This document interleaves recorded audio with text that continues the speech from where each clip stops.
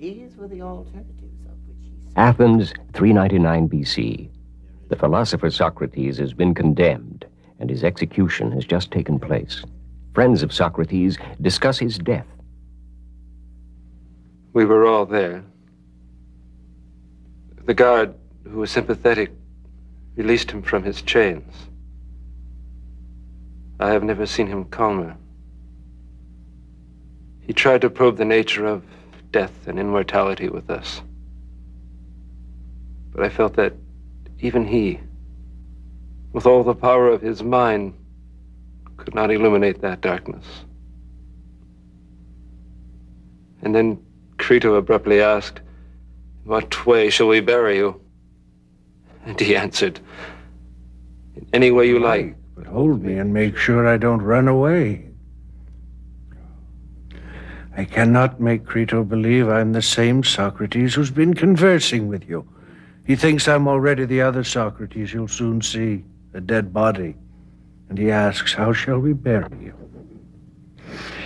I see my words with which I've been comforting you and myself have had no effect on Crito. Be of good cheer, friend Crito, and say you're burying my body only. Do with that whatever is usual and as you think best." He then requested that the poison be prepared and brought. The guard told him to drink deeply, walk until his legs grew heavy, and then to lie down, and the poison would act.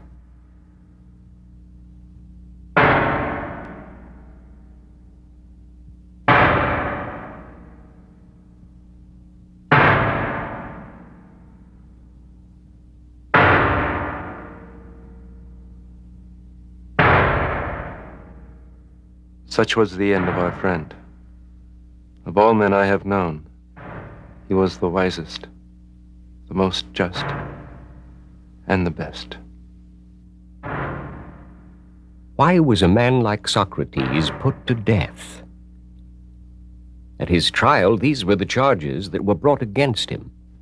Meletus, son of Meletus, of the deme of Pythia, accuses Socrates, son of Sophronicus, of the deme of Alopeke, of the following. Socrates is guilty of crimes in refusing to recognize the gods of the state and in introducing strange new divinities of his own. He is further guilty of corrupting the youth. The penalty requested is death. Are Meletus and those who joined with him in making this accusation ready to argue their case? We are. Take the oath, then. I, Meletus. I, Anytus. I, Lycon. Swear that my previous depositions... Listen to the accusations that will be made against Socrates. Decide if corrupting the youth and not recognizing the gods of the state are the real reasons Socrates is being tried. and my family, if I perjure myself.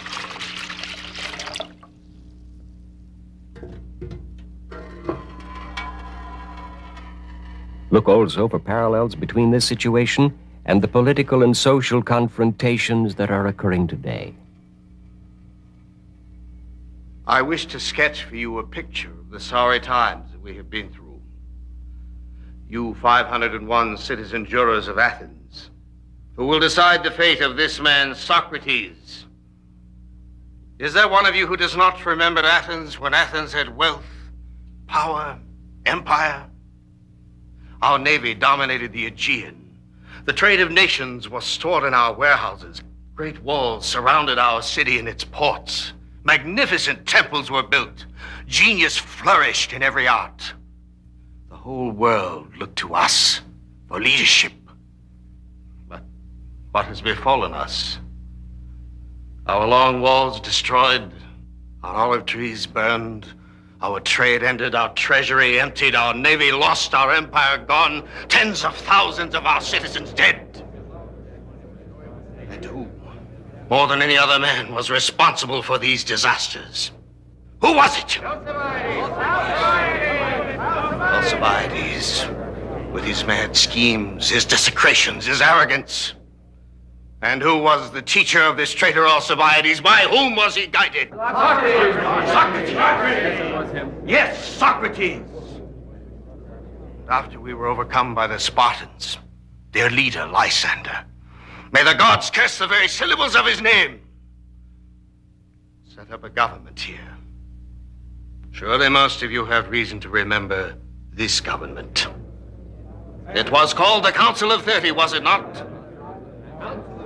I see the memory is vivid.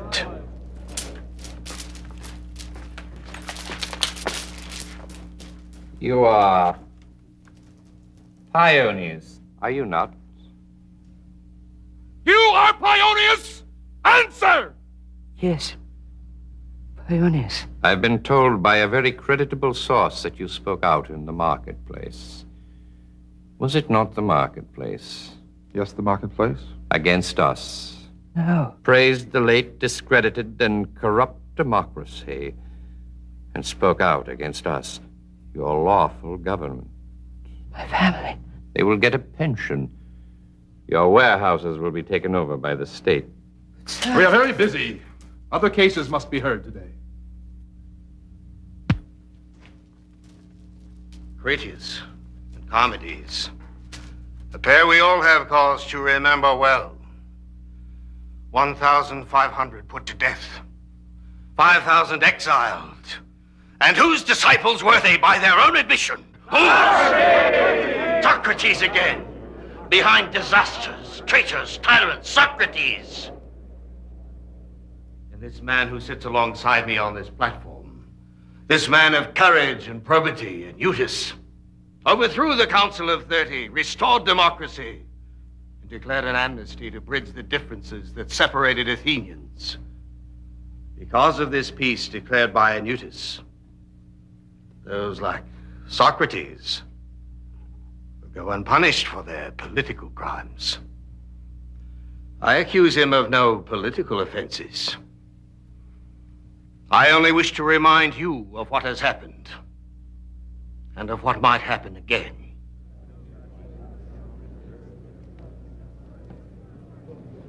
Who is to speak next for the accusers? Lycon? Greek laws have always been closely associated with religion. To submit to the law is to obey the gods. Yet despite the fact that piety has held the state together, we have seen a steady growth in disrespect to the gods. Well, not long ago, that great writer of tragedies, Aeschylus, could declare, "It is Zeus alone who shows the way to perfect knowledge. Through minds every road I pass, but all are vain save that which names thee Zeus, the highest one." And in a few short years, we have progressed to this. The gods are like fleeting dreams.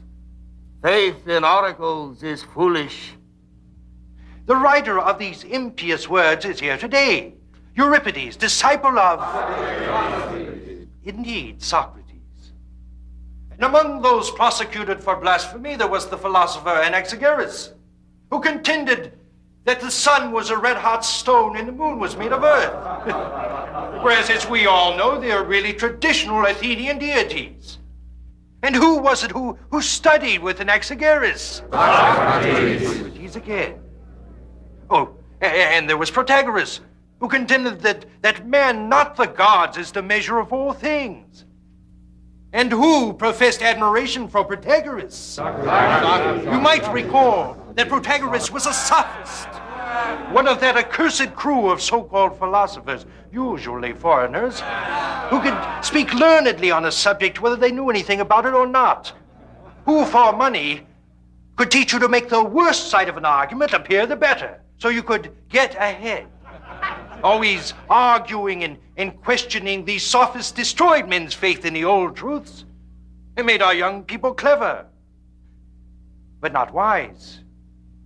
And who was the greatest questioner and arguer of them all? Socrates! Yes, Socrates, the super sophist. Do you recall what our comic poet Aristophanes had to say about sophistical Socrates? Do you remember Aristophanes' play, The Cloud? Oh, Socrates! What do you want, mortal? What are you doing up there? I walk upon the air and elevate my mind.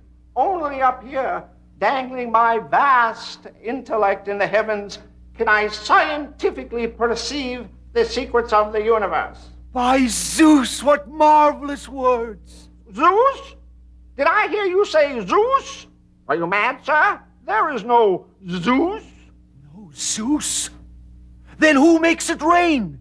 Have you ever seen it rain out of an empty sky? No.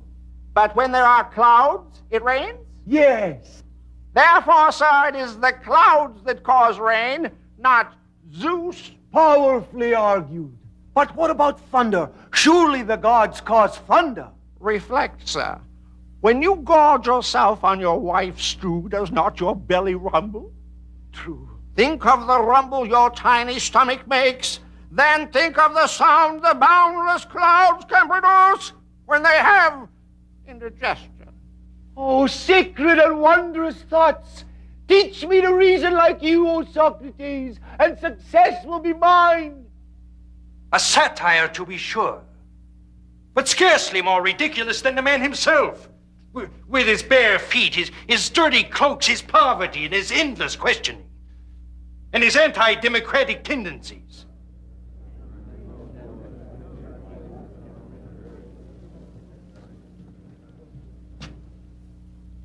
Is there anyone here who knows me as anything but an honest man, a blunt speaker? If there is, I would hear his voice now. A coward? Speak up if you think I'm a coward. A cruel or vindictive man? Then listen to me carefully. If Socrates regains his liberty, your sons will be ruined by his words. They'll rebel against your authority and the sacred traditions of the state.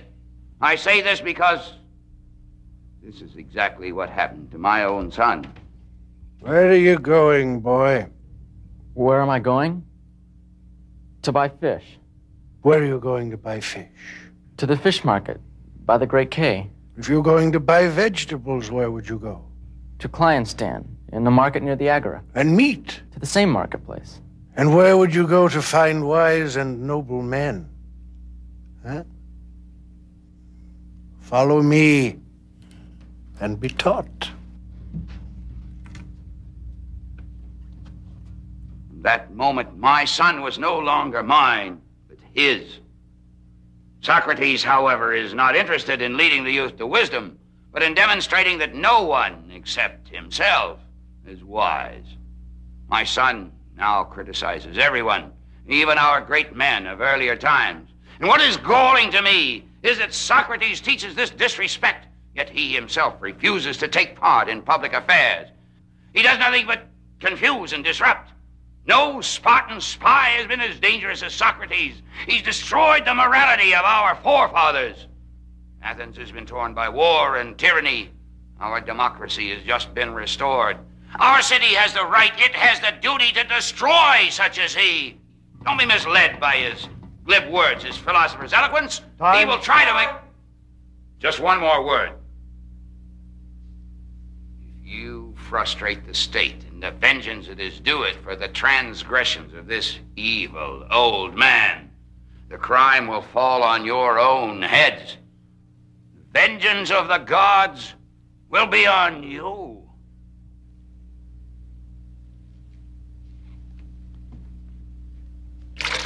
The accused will speak now. Men of Athens, how you have been affected by my accusers, I cannot tell. I know they almost made me forget who I am. Of the many falsehoods told by them, one amazed me, saying that you should be on guard against my eloquence. If by eloquence they mean truth, then I'm eloquent. But I am an old man appearing in a court of law for the first time. So please think only of the truth of my words, not their awkwardness. Henutus and his associates are dangerous to me. But far more dangerous to me are the others, the ones who began accusing me when you were children and long ago took possession of your minds with their lies. They claim I'm a student of natural science and refer to a comedy by Aristophanes in which a man called Socrates talks nonsense, or they liken me to those who teach for money and instruct on how to make the worst cause appear the better. If you have ever heard me hold forth on these matters, I ask you to speak out now. A friend of mine, who most of you knew, Chaerephon, once went to the oracle at Delphi.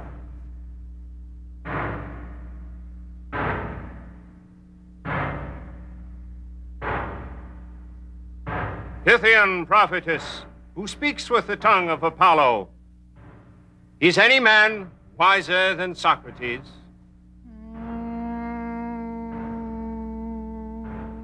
Priestess. No man is wiser than Socrates.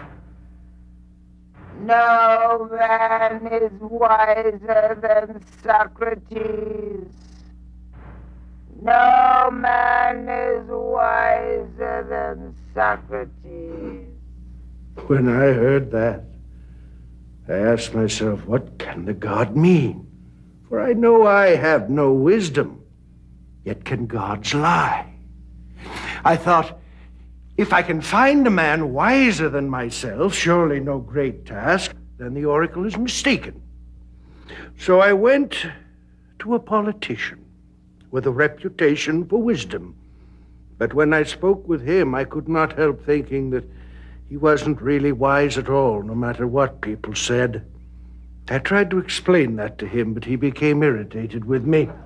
I thought, well, neither of us knows anything really beautiful or profound, but at least I am better off than this fellow, because he knows nothing and thinks he knows everything, while I know nothing. So I went from one person to another in search of a wise man. This inquiryman of Athens has made me many enemies, but it has led me to believe that only the gods are wise. And the oracle used my name by way of illustration. What he meant is he is wisest who, like Socrates, knows that his wisdom is worth nothing. And what my enemies will never admit is that they're really angry because their pretense of knowledge has been shown up. Meletus, you good man and true lover of your country, rise. Let me ask you a question. You think much about the improvement of youth. I do. Tell the jurors, then, who are the improvers of youth? You must know, since you've taken the pains to discover their corrupter. The laws improve youth. But who knows the laws? The jurors. They're able to instruct and improve youth? They are. All of them, or only some? All of them. By Hera, that's good news. There are plenty of improvers. How about the people watching the trial today? They are also improvers. And the members of the Athenian assembly, do they improve or corrupt? Improve. Evidently, every Athenian improves and elevates youth, while I alone corrupt them. Is that what you affirm? I strongly affirm that you are their corrupter. What about horses, Meletus? Takes an expert trainer to bring out the best in a horse, yet you claim an entire city can train our youths while only I corrupt them. This is the word playing of a sophist. As to the other part of your indictment, you say that I refuse to recognize the gods of the state. Does this mean that I do not believe in gods at all? That I'm an atheist? I assure you, jurors, he believes in no gods whatsoever. Yet your charge also claims that I'm guilty of introducing new divinities of my own. You claim that I'm guilty both of believing in gods and not believing in gods. Can a man believe in human affairs and not humans, or horsemanship and not horses, or flute playing and not flute players? Surely you jest, Meletus. I've said enough in answering Meletus's charges. Yet I know too well the enmities I have incurred, and these will be my destruction. Not Meletus or Anytus, but men of Athens, know this. No greater good has happened to the state than my service to the god. For I do nothing but to go about persuading each of you, old and young alike, not to take thought about your person or property, but first to take care about the improvement of your soul. Think of the state as of a great horse, slow to move because of its size. I am the gadfly sent by the gods to sting the horse into action. All day long, in all places, I am fastening upon you, arousing, persuading, and reproaching you. And for this service, I have never sought payment from any of you. I have sufficient witness to the truth of that. My poverty. Well, then, men of Athens, this is my defense. Perhaps there are some who expect me to bring my wife and children to pray and entreat and sob before you, as is so often done in our trials. But I feel that to do this would bring dishonor to me and you and the state. There's something wrong in asking a favor of a juror, for his duty is not to make a present of justice, but to deliver judgment.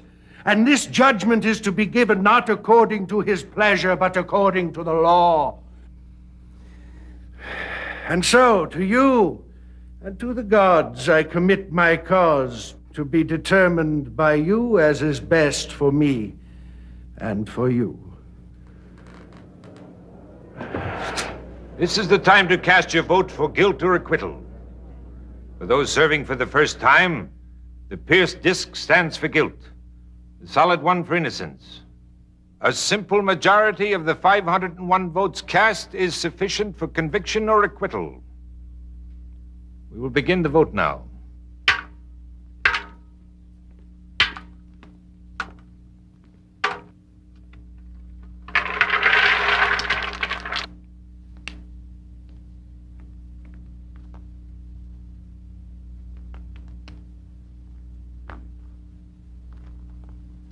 Do you have a tally?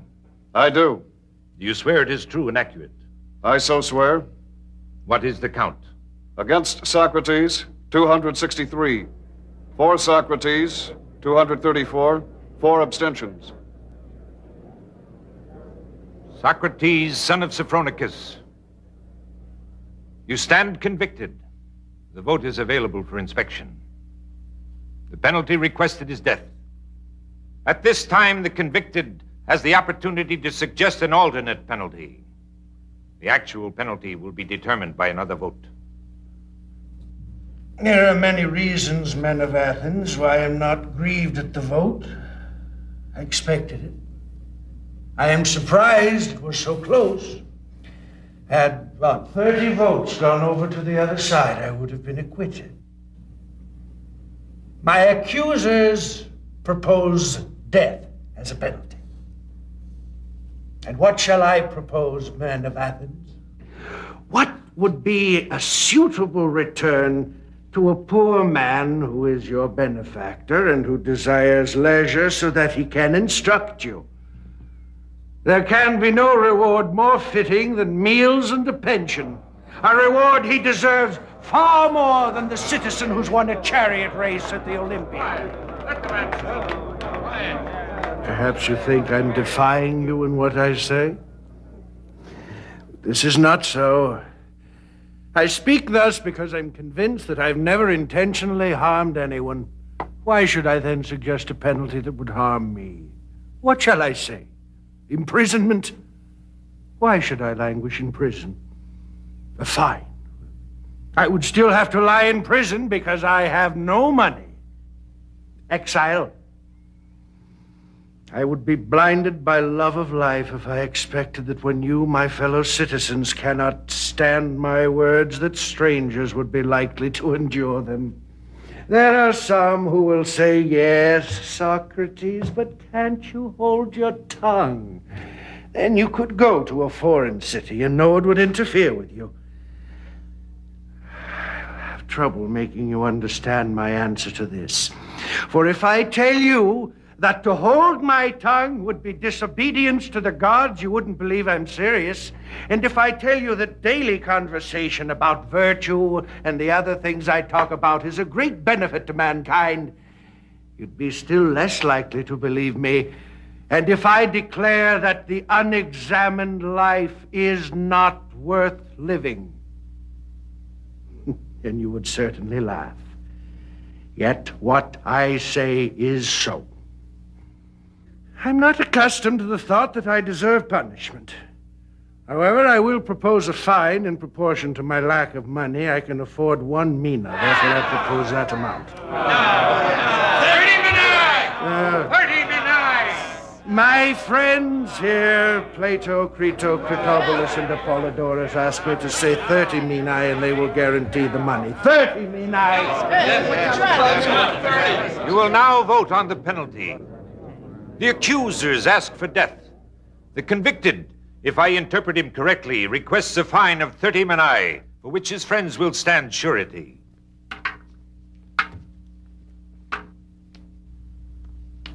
You have a tally. I do.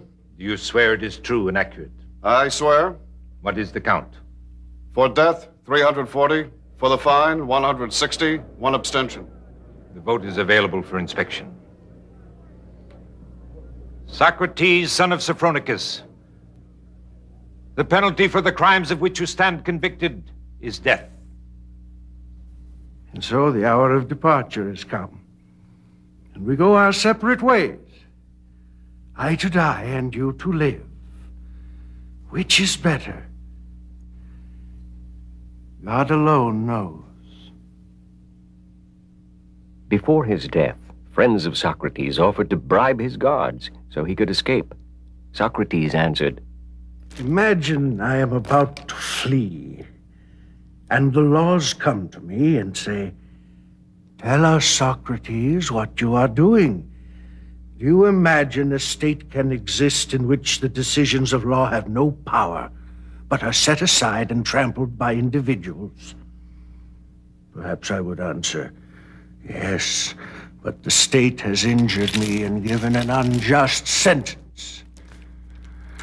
And the laws would answer, but what was our agreement with you? Were you not born and raised and educated under the laws of the state? Did you not agree to obey us? Not in haste, but after 70 years of consideration during which you were free to leave the city at any time if you thought us unfair.